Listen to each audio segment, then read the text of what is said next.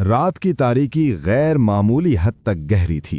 सल्तनत उस्मानिया का बानी, इस्लाम का वो मुजाहिद जिसके नाम से किले लरस जाते थे, आज बिस्तरे अलालत पर था। खैमे के बाहर हजारों सिपाही मौजूद थे, मगर अंदर सिर्फ खामोशी थी। कोई तलवारों की झनकार नहीं, कोई फतह के नारे नहीं, सिर्फ मधम सांसों की आवाज। लेकिन कोई नहीं जानता था कि इस रात सिर्फ एक बूढ़ा सरदार नहीं मरने वाला। इस रात एक ऐसा बाब बंद होने वाला था जिसके बाद दुनिया की तारीख हमेशा के लिए बदल जाएगी।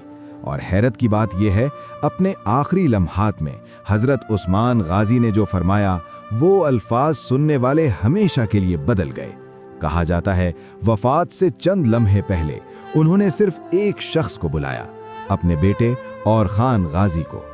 खैमे के पर्दे बंद कर दिए गए, सिपाहियों को दूर हटा दिया गया। काफी देर तक अंदर सरगोशियां होती रहीं। फिर जब पर्दा हटा और खान गाजी बाहर निकले, उनकी आंखें आंसुओं से भीगी हुई थीं, मगर चेहरे पर ऐसी मजबूती थी जैसे अभी अभी उन्हें पूरी दुनिया की जिम्मेदारी सौंपी गई हो। आखिर अंदर क्या बात हुई थी? कौन सा राज था? कौन सी वसीयत?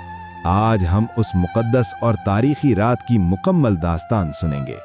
सन 1326 ईस्वी के करीब उस्मान गाजी शदीद अलील थे। जिस्म कमजोर हो चुका था, मगर चेहरे पर नूर और वकार वैसा ही था। ये वो शख्सियत थी जिसने एक छोटे से कबीले को एक अजीम सल्तनत की बुनियाद बना दिया था। उनका खैमा सादा था, बादशाहों जैसी शाम शौकत नहीं, क्योंकि वो पहले मुजाहिद थे, फिर हुक्मरान।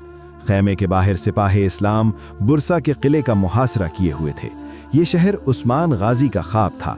उन्होंने अपनी जिंदगी की सबसे बड़ी जंगें इसी मकसद के लिए लड़ी, मगर बीमारी ने उन्हें बिस्तर से लगा दिया। वो बार बार पूछते, क्या शहर फतह हुआ? सिपाही नजरें झुका लेते। बिस्तर पर लेटे लेटे उनकी निगाहें खैमे की छत पर जम जाती और शायद वो माजी देखते, अपने वालिद अर्तुगरुल गाजी, अपने कबीले की हिजरत, भूख, जंगें, आजमाइशें और वो अजीम ख्वाब, एक दरख्त का ख्वाब जिसकी शाखें पूरी दुनिया पर फैल रही थीं। रात के आखिरी पहर अचानक घोड़ों की तेज चाप सुनाई दी। एक सिपाही दौड़ता हुआ अंदर दाखिल हुआ, सांसें फूली हुई थीं।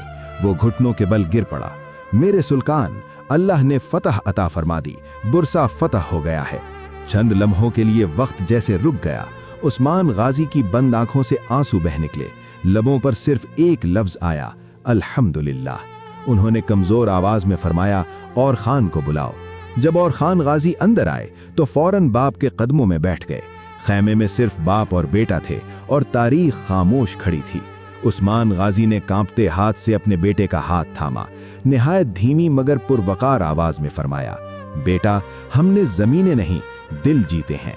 अदल को कभी हाथ से न जाने देना, इल्म वालों की इज्जत करना, मजलूम की फरियाद सुनना, इस्लाम का परचम बुलंद रखना। और फिर फरमाया, हमने एक बुनियाद रखी है, तुमने इस पर इमारत खड़ी करनी है। और खान गाजी की आंखों से आंसू बह रहे थे। सांसें आहिस्ता आहिस्ता मदहम होने लगीं। उन्होंने आसमान की तरफ देखा, जैसे किसी अनदेखी हकीकत को देख रहे हों। लब हिल रहे थे, कलिमा तय्यबा जारी था, चेहरे पर अजीब सा सुकून था। फिर अचानक सब कुछ खामोश हो गया और खान गाजी ने बाप का हाथ थामे रखा, मगर वो हाथ अब बेहिस्सो हरकत था। वो सिर झुकाकर रो पड़े। खैमे के बाहर खबर पहुंची, सिपाहियों की आंखें नम हो गईं। किसी ने आहिस्ता से कहा, सुल्तान गाजी अपने रब से जा मिले। उस्मान गाजी बुरसा की गलियां जिंदा देख न सके, मगर उनकी वसीयत के मुताबिक उन्हें उसी शहर में सुपुर्द खाक किया गया। वो शहर जो उनके ख्वाब की ताबीर था। किसी को मालूम न था कि ये छोटी सी रियासत आने वाली सदियों में दुनिया की अजीम तरीन सल्तनतों में शुमार होगी। 600 साल तक इस दरख्त का साया दुनिया पर रहेगा। सुबह हो चुकी थी, नया सूरज तुलू हो रहा था, मगर ये सिर्फ एक दिन का आगाज नहीं था, ये एक अहदे उस्मानिया का आगाज था। उस्मान गाजी दुनिया से रुखसत हुए, मगर उनका मिशन जिंदा रहा। अजीम लोग मरते नहीं, वो अपने किरदार, अपने अदल और अपने मिशन की सूरत में जिंदा रहते हैं। उस्मान गाजी एक शख्स नहीं थे, वो एक तारीख थे, और तारीख कभी नहीं मरती।